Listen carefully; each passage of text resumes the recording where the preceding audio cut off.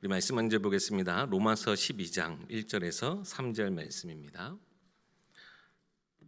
신약 성경 로마서 12장 1절에서 3절까지의 말씀입니다.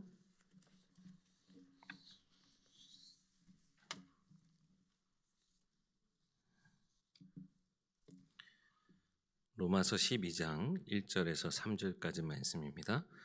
우리 합독하도록 하겠습니다. 그러므로 형제들아, 내가 하나님의 모든 자비하심으로 너희를 권하노니 너희 몸을 하나님이 기뻐하시는 거룩한 산 제물로 드리라. 이는 너희가 드릴 영적 예배니라. 너희는 이 세대를 본받지 말고 오직 마음을 새롭게 함으로 변화를 받아 하나님의 선하시고 기뻐하시고 온전하신 뜻이 무엇인지 분별하도록 하라. 내게 주신 은혜로 말미암아 너희 각 사람에게 말하노니 마땅히 생각할 그 이상의 생각을 품지 말고 오직 하나님께서 각 사람에게 나누어 주신 믿음의 분량대로 지혜롭게 생각하라. 아멘. 우리 본문이 우리 주일 3부 메시지랑 거의 비슷해요. 그죠? 우리 본문 때, 우리 3부 때는 로마서 12장 1절과 2절 가지고 우리 배정 목사님 하나님이 기뻐하시는 것 놓고 우리가 말씀 받았는데요. 공교롭게 이렇게 똑같다 보니까 제가 준비했던 양의 어떻게 보면 앞부분은 우리 배 목사님 설교 그 안의 내용들로 이미 충분히 여러분 다 들으셨을 거라 믿고 뒤에 부분 총 3가지 우리가 믿음에 대한 부분들을 우리가 같이 말씀을 나누고자 하는데요. 첫 번째가 개인의 믿음, 두 번째는 우리 교회, 공교회의 믿음, 그리고 세 번째가 우리 다음 세대, 우리 자녀들의 세대를 위한 믿음, 이 3가지를 말씀을 드리려고 하는데 우리 첫 번째 내 개인의 믿음은 우리 주일날 말씀 받은 것 여러분 충분히 은혜 받으셨을 것으로 믿고 오늘 간단히만 좀 말씀을 좀 드리고 우리 두 번째, 세 번째 믿음에 대한 부분을 좀 더 제 받은 은혜 가지고 나누도록 하겠습니다. 먼저는 우리 믿음이라고 하는 것이 우리의 삶에 하나님이 허락하신 그 믿음의 분량을 따라서 우리의 각자 다 삶을 살아가게 되는데요. 우리가 이렇게 교회 안에 모여 있으면 또 우리가 여러 우리 예배나 우리 현장에서나 우리가 함께 있으면 참 힘이 나지만 결국엔 우리의 신앙생활은 나 혼자 살아가는 어떻게 보면 홀로의 생활이죠. 근데 그 속에서 내가 누구와 함께 하느냐? 하나님과 함께 하는, 하나님과 1대1 사이에 사실은 신앙생활을 우리가 어떻게 보면 본격적으로 개인이 살아가게 되죠. 그때 하나님이 우리 1절, 2절 주셨던 말씀이 뭡니까? 우리의 모든 삶을 하나님이 기뻐하시는 거룩한 산 제사로 드리라. 우리 주일날도 말씀하셨지만 이 산 제사는 과거에 우리 특별히 구약시대 살아있는 짐승을 드렸던 그 제사와 동일한 거예요. 주일날에 뭐라고 말씀하셨습니까? 그래서 온전히 다 드린 것처럼 우리의 모든 삶을 하나님 앞에 진짜 기뻐하시는, 내 삶의 어느 것 하나도 빼놓지 말고 하나님 앞에 다 드리는 그런 믿음의 제사, 산 제물로 내 삶을 드리는 그 예배가 우리 삶 가운데 되어질 때 우리가 아무리 홀로 있어도, 우리가 아무리 혼자 현장에 외로워도 하나님이 나와 함께 하시는 그것이 우리의 믿음이 되어진다면 반드시 우리는 승리할 수 있다는 거예요. 하나님 우리를 가장 선하시고 기뻐하시는 뜻을 따라서 온전히 우리를 인도하신다는 거예요. 이것이 우리가 드릴 영적 예배니라. 바울도 그 시대에 이 영적 예배, 이 영적이라고 하는 단어가 원어로 따지면 합당한 예배를 드려라 라는 거였어요. 합당한 예배. 근데 그 시대에 많은 미신들의 행위가 있었고 우상 숭배하는 것이 있었거든요. 근데 우리가 눈에 보이지 않는 그런 것, 영적 세계에서 말할 때 우리는요, 세상이 섬기는 우상과 미신과 다른 온전히 하나님께 드려지는 내 모든 삶을 드리는 산 제물로 내 삶을 드리는 그 영적 예배야말로 우리 개인의 신앙생활 속에서 우리가 언제든지 항상 승리할 수 있는 비밀이 되는 것입니다. 여러분, 이 믿음을 절대 놓치지 마시기 바랍니다. 많은 문제와 사건, 내 앞에 현실이 딱 가로막고 있다 할지라도요, 여러분 진짜 하나님을 믿고 그 하나님과 함께 모든 것을 뛰어넘는 내 개인에 주신 모든 삶에만큼은 절대 이 하나님을 놓치지 않는 여러분들 되시길 소망합니다.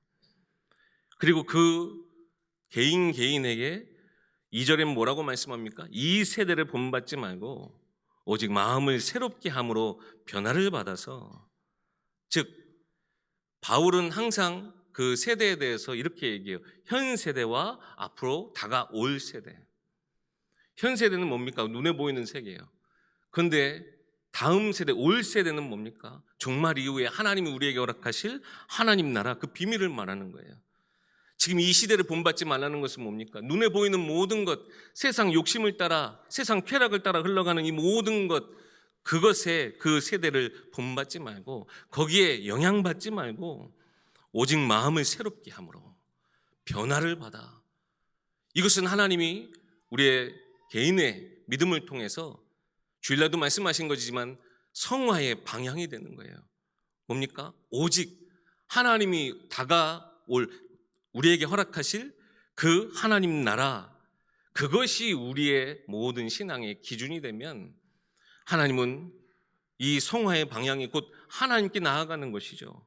지속적인 영적인 싸움을 통해서 우리가 아무리 내 속에 불의한 것들이, 우리가 온전한 것들이 우리 가운데 가득하고 우리가 날마다 넘어지는 연약한 존재를 할지라도 하나님 우리의 몸부림치는 그것으로, 하나님 앞에 부르짖는 그것으로 하나님은 우리의 삶을 거룩한 백성과 같이, 하나님 가장 기뻐하시는 온전한 백성과 같이 우리를 이끌어 가실 것입니다. 여러분, 믿음의 싸움을 절대 놓치지 마시기 바랍니다. 이 믿음의 싸움 이후에 이제 우리가 함께 싸워야 될 이 교회, 우리 공교회의 믿음이 우리 가운데 주어져요. 이번 주 강단 말씀처럼요, 나의 사랑, 나의 교회, 우리 교회가 함께 붙잡아야 될 믿음이 있어요. 우리 삶에요, 개인의 최선보다, 많은 교회의 여러 가지 일들을 볼 때요, 개인의 최선보다 함께 세워나가는 로마서 8장 28절 말씀처럼 합력하여 선을 이루는 것, 이 합력이 교회의 원리임을 많이 보게 돼요. 아무리 한 사람이 고민하고 아무리 한 사람이 최선을 다해도요, 교회는 하나님이 구원받은 자들의 공동체, 영적인 한 가족으로 모아두신 것이기 때문에 목사님 한 사람으로 되어지는 것이 아니라 여러 사람이 합력하여 선을 이루는 원리가 교회 안에 존재해요. 그래서요, 오늘 3절 이후에 4절부터 8절의 말씀을 보면 이 주신 믿음의 분량, 내 개인의 믿음의 싸움 이후에 무엇이 있을 것을 말씀하냐면 우리의 각자의 소명, 하나님이 받은 분명한 이 명령들이 있지만 우리가 한 몸에 많은 지체를 가졌으나 모든 지체가 같은 기능을 가진 것이 아니고 오히려 한 몸이 돼서 서로 지체가 되어진다라고 말씀하고 있습니다. 주일날에도 바울이 그 빌립보 교회를 우리 생각하면서 그 무리들, 그 각 사람에게 하나님이 주신 은혜가 하나 되어짐을 계속 강조했던 것처럼 우리 공교회, 우리 예일교회가 교회로서 가져야 될 믿음이라는 것이 있는 거예요. 그래서 오늘 본문의 말씀에도 각 사람에게 나눠주신 믿음의 분량대로, 여기에 각 사람은 모든 성도, 모든 직분자들을 향하여서 말하는 거예요. 뭐라고 이야기합니까? 마땅히 생각할 그 이상의 것은 생각하지 마라. 바울은요, 자기 각자 주신, 하나님이 주신 소명이 분명히 있고 그거에 따른 감당해야 될 것들이 분명히 있는데 그 이상의 것을 스스로 짊어지는 것에 대해서 지금 금하며 이것을 교회에 말하고 있는 거예요. 실제적으로요, 우리 교회 안에서도 목회자로서 해야 될 고민들, 우리 장로로서 권사로서 해야 될 고민들, 성도 렘넌트로서 우리가 고민하고 우리가 응답받아야 될 부분들이 분명히 있죠. 성직자들은요, 목회자들은 특별히 하나님 주신 영적인 사역들이 있어요. 말씀의 사역이 있어요. 근데 철저한 영적인 사역이기 때문에요, 이 영적인 것을 온전히 전달하기 위해서 사실 육의 연약함을 가리고 이것을 정확하게 진짜 영적인 것으로 전달하기 위해서 정말 많은 것들을 고민하고 내 육에 있는 것들로 인해서 하나님의 영적인 것이 가려지지 않도록 이거 굉장히 고민해야 될 부분이에요. 그래서 하나님이 구약의 제사장들에게 뭘 입히셨습니까? 제사장의 옷을 입히셨어요.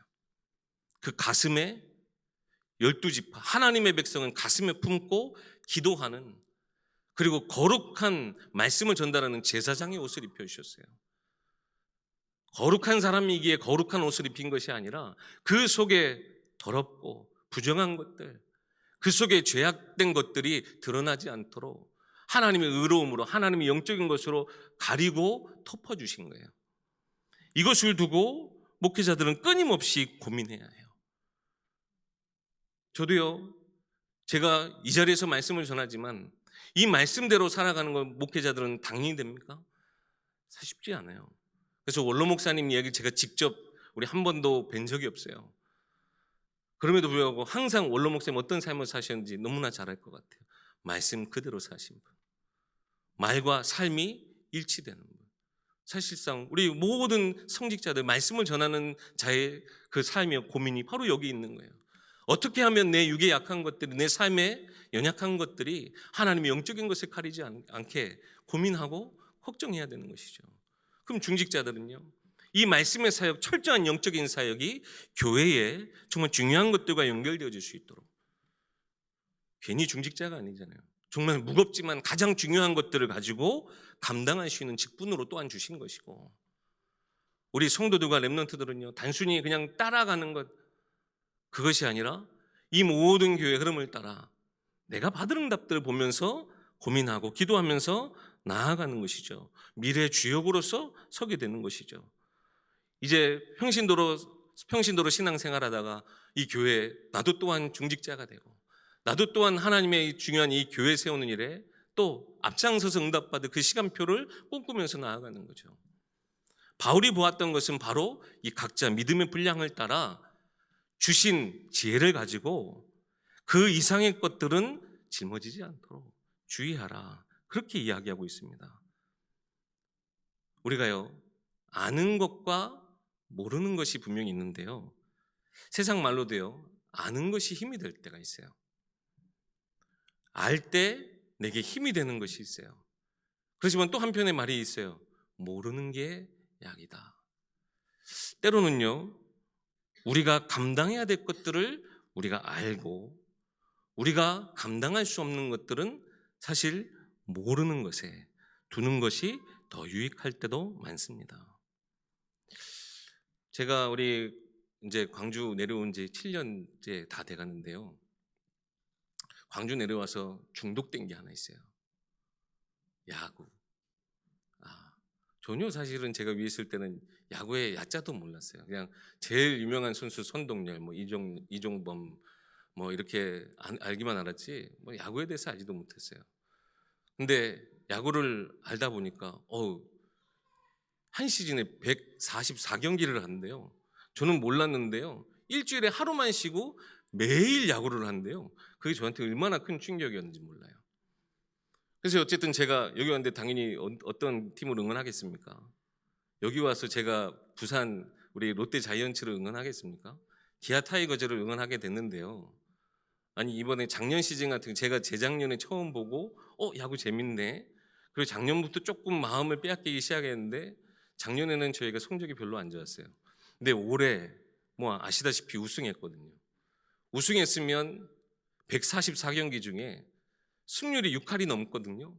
근데 그 정도면 꽤 많은 경기를 이겨야 1위일 것 같은데요, 144경기 중에 이번에 보니까요 55번이나 졌어요. 55번이나 졌는데 이번에 그 중에 한 가지 충격적인 패도 있었어요. 30대 6으로 진 적도 있어요. 1등 팀인데. 그리고요, 이게 보니까요, 타자가 웬만한 잘 치는 타자가요 3할 때 타자래요. 10번 중에 6번, 7번은 삼진당하거나 헛스윙해서 삼진당하거나 잘못 쳐가지고 저기 아웃당하는 경우가 더 많다는 거예요.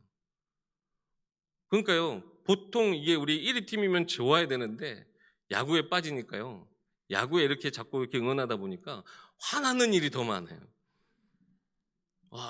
제가 분명히 몰랐을 때는 야구가 이렇게 이렇게 막 야구 아니었으면 제가 더 웃을 일도 많았는데 야구를 보다 보니까 화가 많아져요. 저녁에 애들하고 야구를 보기 시작하다가 나중에 저녁 끝날 때쯤에 지는 경기가 되면 괜히 화낼 것도 화내게 되고, 전혀 몰랐던 세계였어요. 사실상 전혀 저는 상관없는 세계였어요. 근데 한번 알고 나니까요, 이게 제 삶에 진짜 큰 영향을 미치더라고요. 우리의 삶에요, 물론 아는 것으로 우리가 더 유익된 것들을 많이 취할 수 있으면 좋지만, 사실상 우리가 이 땅에서 몰라도 되는 것들을 너무나 많이 알려고 할 때요, 오히려 우리가 나 스스로를 무너뜨리는 경우도 많아요. 그래서 분별할 수 있는 지혜를 주시도록 함께 기도해야 합니다. 오늘 본문에 뭐라고 이야기합니까? 그래서 믿음의 분량을 따라 지혜롭게 생각하라. 즉 지혜의 분량이 있다라는 거예요. 이거는요, 우리가 몰라도 된다, 몰라야 된다라는 말이 절대 아니에요. 뭡니까? 감당할 수 있는 은혜의 시간표, 믿음의 시간표가 분명히 있다라는 거예요. 특히요, 기도의 깊이를 따라서. 말씀을 우리가 받았는데요, 이 기도의 깊이를 따라서 내 삶에 하나님 내게 주신 이 모든 것들을 가지고 내가 기도라는 게 뭡니까? 하나님, 내가 이렇게 이걸 하려고 하니까 내게 힘 주세요. 사실상 이게 기도라기보단 하나님, 내가 정말 할 수 있는 게 없습니다. 하나님, 내가 할 수 있으나 주님께 맡깁니다. 하나님, 나는 아무것도 모릅니다. 모든 것을 아시고 나를 부르신 하나님께 모든 것 다 의지합니다. 이게 기도 아니에요? 그래서요, 우리가 믿음의 분량을 따라, 즉 하나님께 나아가고 그 하나님 주신 지혜를 통해서 우리가 감당할 수 있는 것이 아니라 이 모든 것을 주님께 맡길 수 있는 그 믿음의 분량, 그 지혜를 따라 하나님은 우리의 삶에 더 많은 것들을 알도록 하시고, 하나님도 우리가 모르길 원하시는 게 아니에요. 알기 원하시는데 제대로 알기 원하시는 거예요. 그것이 내게 정말 문제다, 여러 가지 갈등, 사건이라 할지라도 내가 그것을 통해서 발판 삼아 갱신할 수 있는 기회가 되고 오히려 축복으로 바뀔 수 있는 그 믿음의 시간표, 그 믿음의 분량을 하나님은 분명히 허락하신다는 거죠. 근데요, 사단이 이걸 너무나 잘 알고 우리를 자꾸 속이는 거죠. 믿음의 분량이 아니라 감당 못할 것 같은 시험거리를 사단은 자꾸 주는 거예요. 하나님 앞에 맡기지 않고 내가 끙끙 앓고 있게 사단은 자꾸 문제거리, 문제 아닌데, 결국 보면 문제가 아닌데 문제될 것 같은 것까지 우리 앞에 딱 내놓고요, 너 스스로 이걸 감당해봐 라고 하면서 우리를 자꾸 속여요. 내가 고민하고 내가 염려하고 내가 최선을 다하면 내가 이것을 내가 소화할 수 있겠지, 내가 뛰어넘을 수 있겠지. 이것은요, 하나님 없이 나 스스로 하겠다는 종교와도 같은 거잖아요.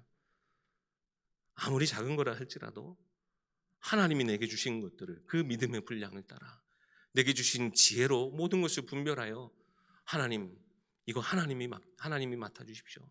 하나님께 맡겨드립니다. 하나님, 이걸 꼭 내게 믿음으로 잘 이겨나갈 수 있는 힘을 달라고 하나님과 함께 해야 하는데요, 사단은 자꾸 우리를 속이고요, 몰라도 될 것들까지 자꾸 알게 하는.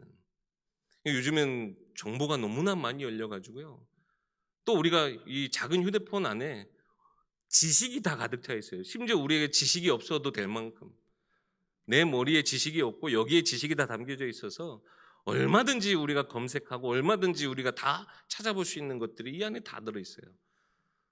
근데 너무나 과정보, 혹 정말 사실이라도 그 속에 영적인 사실을 분별할 수 있을 때 우리가 이 모든 것들이 내게 하나하나 은혜의 여정, 감사의 제목들이 될 것인데요, 때로는 너무나 많은 것들을 우리 스스로 우리가 감당하지도 못할 것들을 우리가 짊어지고 살아가요. 그래서 우리가 주신 성경 구절 있죠. 고린도전서 10장 13절 말씀. 사람이 감당할 시험 밖에는 당한 것이 없나니 하나님은 미쁘사 감당하지 못할 시험 당함을 허락하지 아니하시고 또 시험 당할 즈음에 피할 길을 내사 너희로 능히 감당하게 하시느니라. 하나님, 우리가 감당할 수 있는 시험 주신다는데 여러분 어때요? 시험이 막상 다가왔을 땐 이거 감당 못할 거잖아요. 하나님, 나 이거 감당 못하겠는데 왜 주세요? 그럴 때 어떻게 하라고요? 내가 감당할 수 있는 것까지 여러분 감당하시고 나머지는 어떻게 해야 돼요? 내가 하나님 내게 주신 것, 내게 믿음의 분량대로 내가 이것은 진짜 하나님 앞에 맡길게요. 근데 정말 안 되는 것들이 있어요. 그건요, 여러분 과감히 내려놓으세요. 여러분 거 아니에요. 하나님이 여러분에게 분명 그 모든 것들을 믿음의 분량을 따라 하나님의 시간표에 따라 내게 은혜 주신 것으로 지혜 주신 것으로 결국에는 다 감당케 하실 거예요. 우리가 앞서 나가지 말아야 되고요. 우리가 하나님보다 우리가 먼저 나아가서는 절대 안 돼요. 시험 당할 즈음에 피할 길을 내사 하나님은 우리에게 하나님이 주신 그 지혜로 오직 하나님만 나와 함께 하신다는 것에 만족할 수 있는 것, 이것은 내 것이 아닌 것 같으니 하나님 내가 내려놓고 가겠습니다. 이것이 참된 우리가 가져야 될 지혜인 줄 믿습니다. 그래서요, 정말 하나님 우리의 주신 믿음의 분량을 따라서 여러분 하나님 주신 여러분 지혜를 가지고 분별하셔서 우리 예일교회가 주일날 주신 강단 말씀처럼요, 우리 그릇이 넓어져야 되겠죠. 그릇이 커져야 되겠죠. 결국 한 사람이 이렇게 감당할 것들이 많아지고 우리가 함께 우리 각자 맡겨진 직분에 따라서 또 시간표에 따라서 우리가 감당할 수 있을 때 하나님 우리 예일교회가 정말 감당하지 못할 현장이 없고 감당하지 못할 영혼이 없을 만큼 누구든지 와서도 정말 복음 때문에 이 하나님이 주신 구원의 축복 때문에 기뻐하고 즐거워할 수 있는 우리 예일교회로 하나님 우리를 세워나가실 줄 믿습니다. 여기에 있어서 제일 사실은 어려운 게 사람의 문제죠. 오늘 본문에도 저희가 읽진 않았지만 뒤에 우리 교회 공동체로서 우리 교회가 가져야 될 자세가 지금 바울이 이야기하고도 있지만 우리가 세상에서 어떤 자세를 가져야 될지, 우리의 믿음의 그릇이 어디까지 커지고 넓어야 될지 그 부분도 말하고 있거든요. 14절 말씀에 보면 여러분 이렇게 하실 수 있겠어요? 너를 박해하는 자를 축복하라.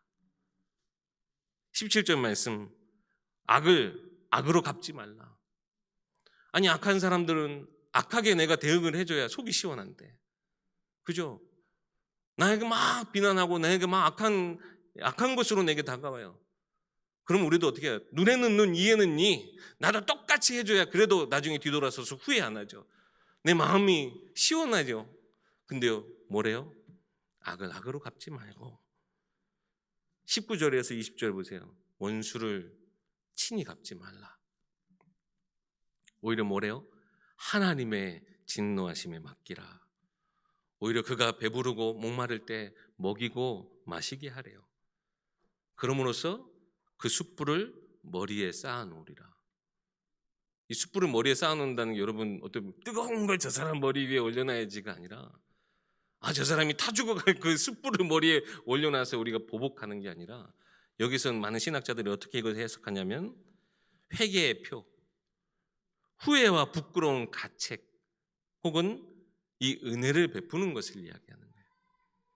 그 숯불을 그 머리에 둠으로써 오히려 우리가 은혜를 베풀고 우리가 오히려 그가 후일에 그 악한 것으로 행했던 그 모든 것을 스스로 가책으로 여기고 후회할 만큼 우리는 끝까지 선한 것으로 우리가 대하라는 거예요.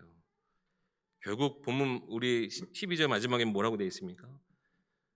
이 악한 것에 우리는 그래서 자꾸 마음을 빼앗기고 틈을 주거든요. 악에게 지지 말고 선으로 악을 이겨라.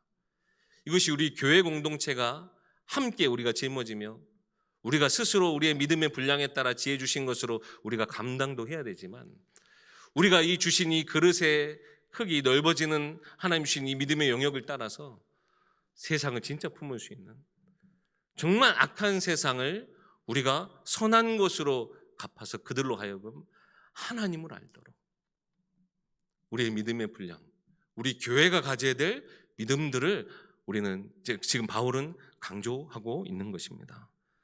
그래서 교회는요 개혁되어져야 돼요. 주일날 말씀하셨던 것처럼 우리 교회는 믿음의 분량을 계속 키워 그릇을 더 키워야 됩니다. 내가 할 수 없는 것도요 우리는 공동체이기 때문에 나랑 전혀 다른 우리 옆에 있는 성도가 그 믿음의 분량, 내가 감당할 수 없는 것, 영역이 분명히 또 다르죠. 그 영역에 따라 아니 나는 이렇게 생각하는데 저 사람은 전혀 생각하는 게 달라요. 근데 이것은 내가 이 편에서 품을 수 있는 것이고 그가 저 편에서 품을 수 있는 그릇이 더 넓어지는 게 되는 거예요. 뭐가 맞다 틀리다 우리가 서로 논할 필요가 없는 거예요. 우리가 서로 지체되어 합력하여 선을 이루고 우리가 그리스도의 몸된 교회를 이뤄나가는 것이 하나님 우리 공교회 주신 믿음의 분량이고 이 믿음의 진일보 전진하는 바로 그 방향입니다. 결국 모든 것을 감당하게 하실 거예요.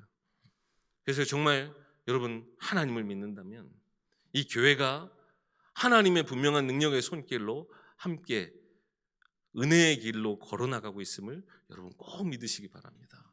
그래서 우리가 지금 이 시기야말로 우리 교회가 더욱더 이 믿음의 길을 우리가 온전히 나아가면서요. 이제는 우리 A교회가 더 감당해야 될 지역 안에서 또 우리의 주신 그릇 안에서 감당할 우리가 이 그릇들을 더욱더 귀중하게 세워나가는 최고의 시간표가 되어질 줄 믿습니다. 또 한 가지 우리가 다음 세대를 위한 이 믿음의 발판들을 준비해야죠. 우리 한 세대에서 끝날 것이 아니기 때문에 이번에도요 우리 돌아오는 주일날 이제 세례식이 거행이 되는데요.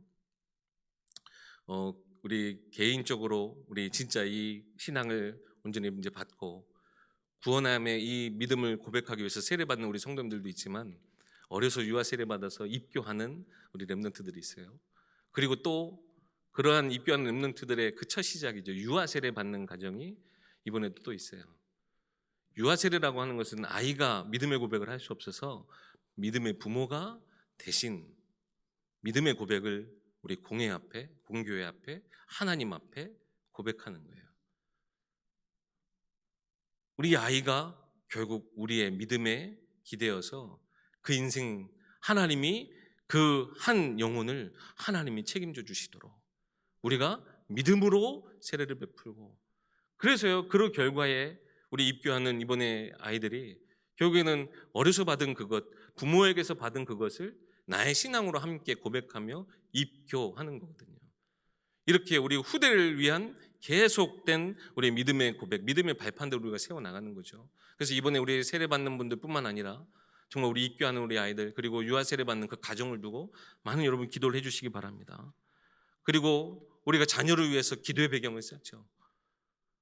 우리가 많은 사실 자녀들을 위해서 우리가 기도하지만 결국에는 그 개인의 신앙, 우리 첫 번째 제가 말씀드렸던 것처럼 개인이 혼자 홀로 하나님 앞에서는 그 시간표가 오지 않고서는 이 기도의 배경이 사실 온전히 그의 것이 될 수 없어요.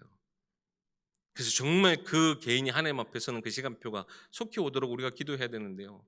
언제까지 우리가 기도해야 될 거냐? 하나님의 시간표를 참 우리가 기다리기가 어렵죠. 그럼 우리가 기도하는 게 무익합니까? 절대 그렇지 않아요. 우리는 또 믿고 기도하는 겁니다.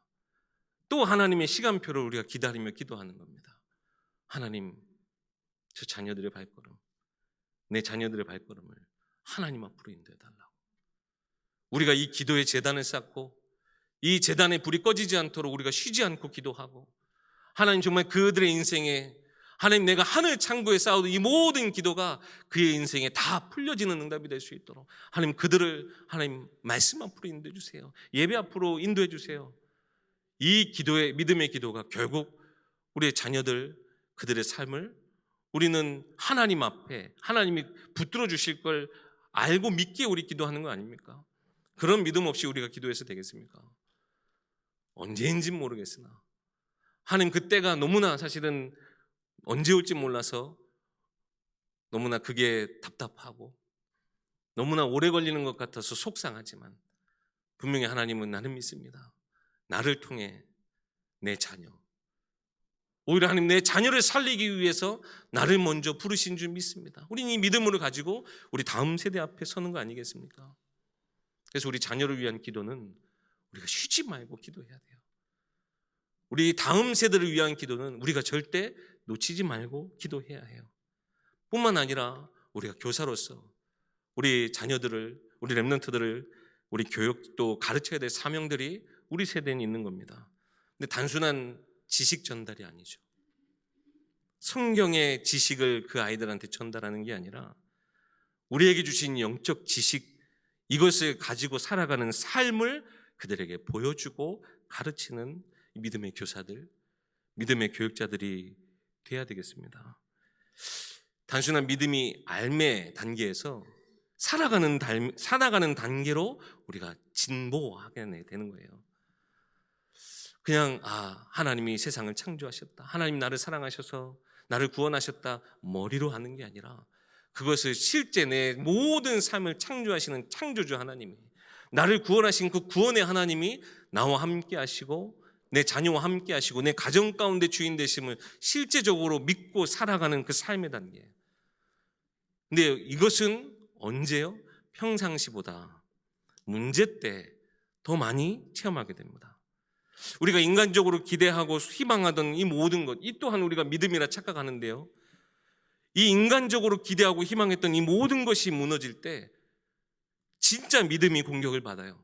근데 그때 우리가 참된 믿음이 있다면 이기는 것입니다. 우리 가운데 진짜 우리가 하나님이 내게 주신 것, 온전한 것을 우리가 믿고 있다면 우리는 우리의 믿음이 공격을 당할 때, 우리의 삶이 위태위태할 때 오히려 나의 믿음이 헛되지 않음을 하나님이 확인시켜 주시는 중요한 시간표 가운데 있게 돼요. 근데 알게 모르게 우리가 너무나 많은 우리의 믿음이라고 하면서 우리가 붙잡고 있는 것이 우리 인간적인 기대와 희망인 것들이 너무나 많죠. 그러니까 문제가 왔을 때, 흔들릴 때 같이 무너지는 경우들이 너무나 많아요. 우리 렘넌트들, 우리 후대들이 다 보고 있어요. 우리 앞선 세대가 무엇을 염려하고 두려워하는지. 특히 문제 때 개인의 평판이나 위치, 혹은 우리가 밖으로 보여주는 이미지, 내가 붙잡고 있는 내 삶의 가치, 이것이 무너질까 봐 두려워하는지, 아니면 진짜 하나님을 두려워하는지. 앞에 전자의 것이 우선이 되면요, 사실상 믿음으로써 우리가 가지고 그것을 내 삶을 변화시키거나 혹은 그 안에서 하나님의 능력을 체험하기는 역부족입니다. 오히려 세상에 우리가 주어진 그 환경 속에 적응하고 혹은 그 틀 안에서 최선을 다하는 것밖에 안 돼요. 우리가 분명히 믿는다고 하지만 뭐가 더 중요해요? 내 이미지, 우리가 그동안 쌓아왔던 이 모든 내 삶의 역사들, 이런 것들이 더 중요할 때는요, 결국 나 스스로를 변화시키지 못해요. 오히려 그 환경에 갇히게 만들어요.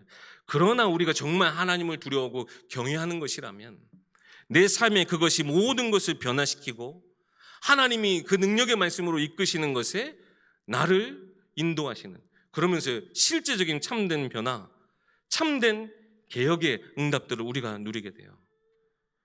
여러분의 삶, 여러분 무엇을 가장 두려워하고 염려하십니까? 하나님을 경외하시고 하나님을 두려워하십시오.